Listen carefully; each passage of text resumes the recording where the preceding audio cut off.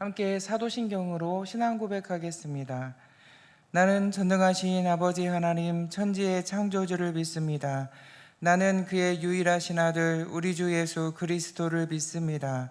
그는 성령으로 잉태되어 동정녀 마리아에게서 나시고 본디오 빌라도에게 고난을 받아 십자가에 못 박혀 죽으시고 장사된 지 사흘 만에 죽은 자 가운데서 다시 살아나셨으며 하늘에 오르시어 전능하신 아버지 하나님 우편에 앉아 계시다가 거기로부터 살아있는 자와 죽은 자를 심판하러 오십니다. 나는 성령을 믿으며 거룩한 공교회와 성도의 교제와 죄를 용서받는 것과 몸의 부활과 영생을 믿습니다. 아멘. 찬송가 204장 찬양 드리겠습니다.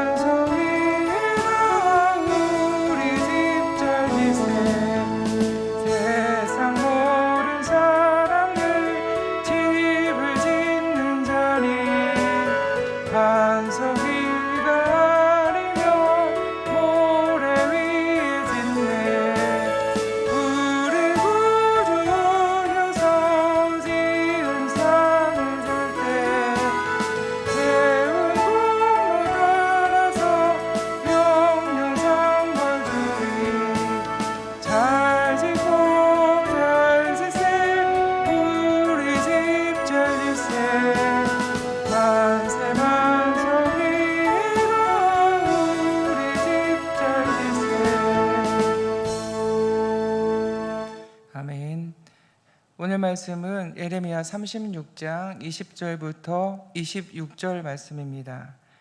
예레미야 36장 20절부터 26절 말씀을 봉독하겠습니다.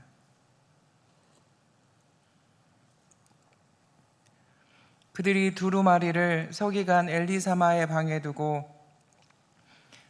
뜰에 들어가 왕께 나아가서 이 모든 말을 왕의 귀에 아뢰니 왕이 여호디를 보내어 두루마리를 가져오게 하매 여호디가 서기관 엘리사마의 방에서 가져다가 왕과 왕의 곁에 선 모든 고관의 귀에 낭독하니 그때는 9째 달이라.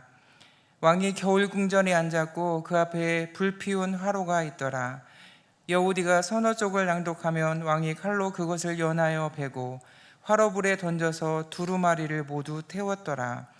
왕과 그의 신하들이 이 모든 말을 듣고도 두려워하거나 자기들의 옷을 찢지 아니하였고 엘라단과 들라야와 그마랴가 왕께 두루마리를 불사르지 말도록 아뢰어도 왕이 듣지 아니하였으며 왕이 왕의 아들 여라무엘과 이스리엘의 아들 스라야와 압디엘의 아들 셀레미야에게 명령하여 서기관 바룩과 선지자 예레미야를 잡으라 하였으나 여호와께서 그들을 숨기셨더라. 아멘.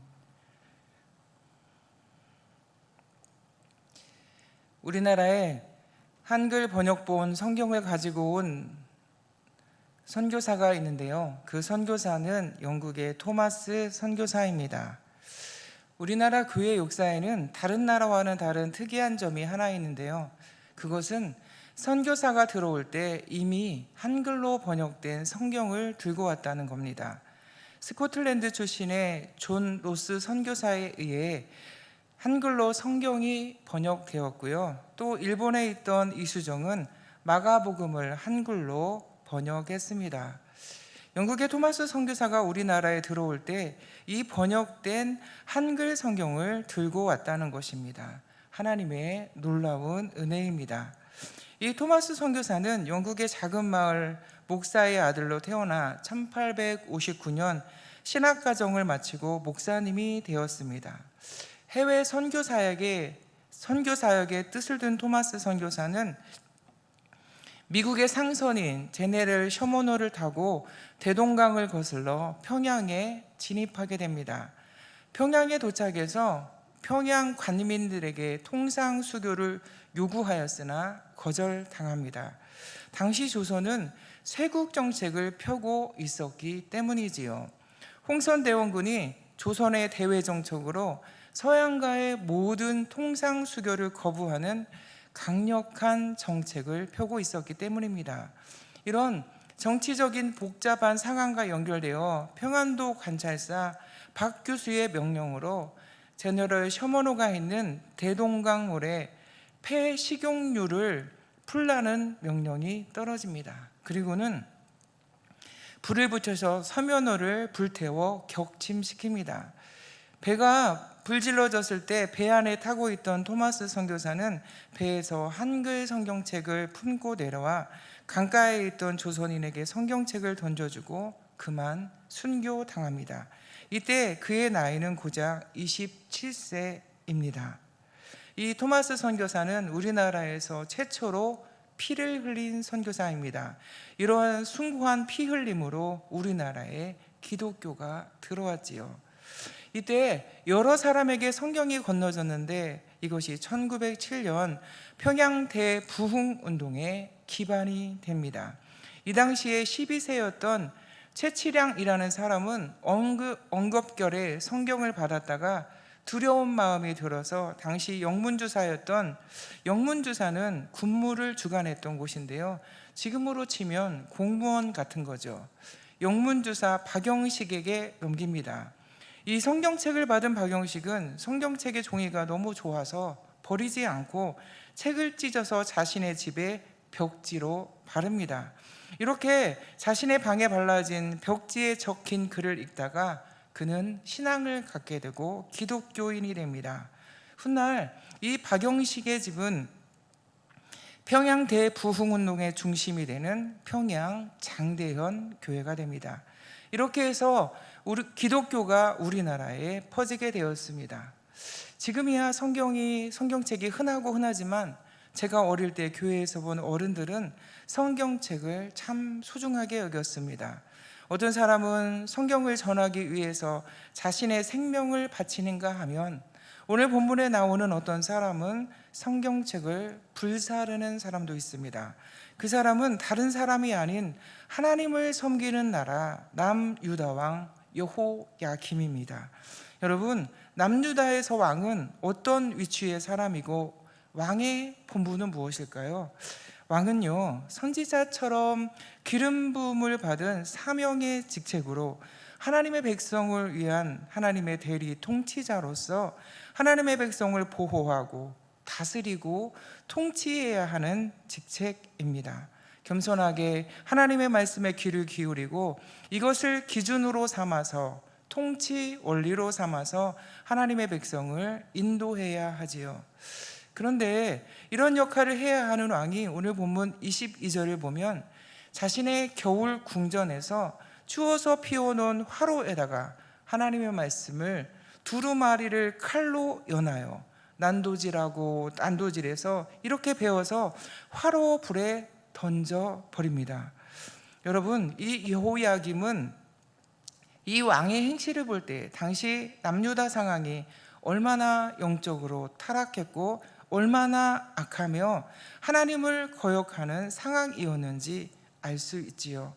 여호야김이 불태워버린 두루마리에는 어떤 메시지가 들어 있었을까요?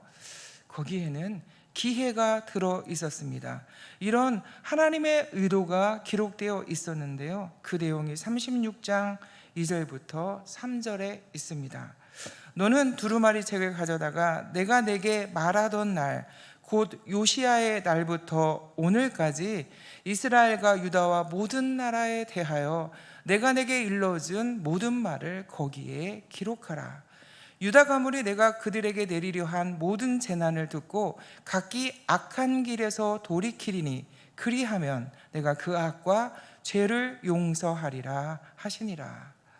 이렇게요, 하나님이 악과 죄를 용서하시려는 기회가 담겨져 있었습니다. 그런데 여호와김 왕은 싫어해서 그 기회를 다 불살라 버린 것입니다.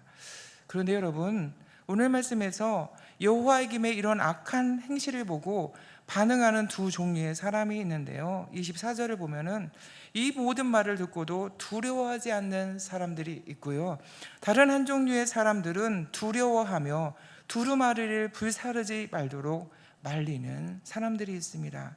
하나님의 말씀을 두려워하지 않는 사람, 두려워하는 사람들이 있지요.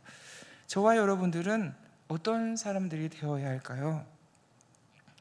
사랑하는 성도 여러분, 두루마리를 불태운다고 하나님의 말씀이 없어지겠습니까? 여호와김의 악함과 어리석음만 보일 뿐이지요. 인간이 하나님의 말씀을 없애려고 어떠한 시도를 한다고 해도 하나님의 말씀은 세상 어떤 것으로도 무력화될 수 없습니다. 사랑하는 성도 여러분, 저와 여러분들은 이 땅에 사는 동안 영원히 없어지지 않는 이 생명의 말씀, 진리의 터 위에, 이 반석 위에 집을 짓는 성도들이 다 되시기를 주님의 이름으로 축원합니다. 함께 기도하겠습니다. 사랑하는 하나님 아버지, 우리가 혹시 하나님의 말씀을 너무 가볍게는 여기지 않는지 뒤돌아봅니다. 하나님 아버지, 용서해 주시고 변함없는 하나님의 말씀 앞에 거룩한 두려움을 갖게 해주시고 하나님의 말씀인 성경을 기준으로 우리의 삶의 원리로 삼아서 순종하며 살아가도록 하나님의 역사에 주시옵소서. 하나님 아버지, 우리가 이 땅에 사는 동안 우리가 하나님의 말씀의 반석 위에 우리의 집을 짓고 살아가는 은혜를 베풀어 주시옵소서. 하나님 아버지, 우리 교회를 기억해 주시고 항상 성령으로 충만하게 하시고 하나님의 말씀이 은혜가 넘쳐질 수 있도록 도와주시고 그 말씀을 통하여 듣는 자들이 다 소생되어지고 회복되어지고 하나님 생명으로 살아나는 은혜로 하나님 충만하게 역사하여 주시옵소서. 아버지, 하나님 질병으로 어려움을 겪는 최성은학 원로 목사님을 위하여서 기도합니다. 하나님, 회복 중에 하나님이 친히 역사하여 주시옵시고 하나님, 모든 약들이 효력을 발휘할 수 있도록 도와주시고 하나님의 전능하신 손으로 만져주심으로 말미암아 깨끗게 되어서 회복될 수 있도록, 그래서 하나님의 놀라운 은혜를 함께 영광 돌릴 수 있도록 은혜를 베풀어 주시기를 간절히 원합니다. 하나님, 또 사랑하는 성도들이 질병으로 어려움 중에 있는 성도들이 있습니다. 질병으로 인하여 하나님 낙심한 마음도 있고 연약해져 있는 마음도 있사오니 하나님이 불쌍히 여겨주시고 하나님 긍휼을 베풀어 주시옵시고 그 가운데 믿음을 통하여 하나님을 바라보게 하시고 하나님, 못할 일이 없으신 하나님의 능력을 의지하고 그 능력을 힘입어 다시금 건강케 되어지는 하나님 은혜를 경험할 수 있도록 하나님 도와주시기를 간절히 원합니다. 또 하나님, 또 여러 가지 기도 제목으로 하나님의 도우심을 기다리는 기도 제목이 있사오니 하나님이 응답하여 주시옵시고 우리가 우리의 삶 가운데, 우리의 개인의 삶 가운데 하나님의 살아계심을 보여주시고 그 하나님을 증거하며 영광 돌리는 삶을 살아갈 수 있도록 아버지 하나님 도와주시고 아버지 하나님 은혜를 베풀어 주시옵소서. 아버지, 미얀마의 선교 중인 선교사님들을 기억해 주시기를 간절히 원하며 어려운 조건 가운데여도 하나님이 부어주시는 새 힘과 도우심으로 말미암아 능히 잘 감당하게 도와주시고 하나님이 없어지지 않는 생명의 말씀이 증거되어지게 도와주시고 그곳의 영혼들도 살아나는 구원의 역사를 경험할 수 있도록 하나님 도와주시고 은혜를 베풀어 주시옵소서. 하나님, 우리나라를 기억해 주시기를 간절히 원합니다.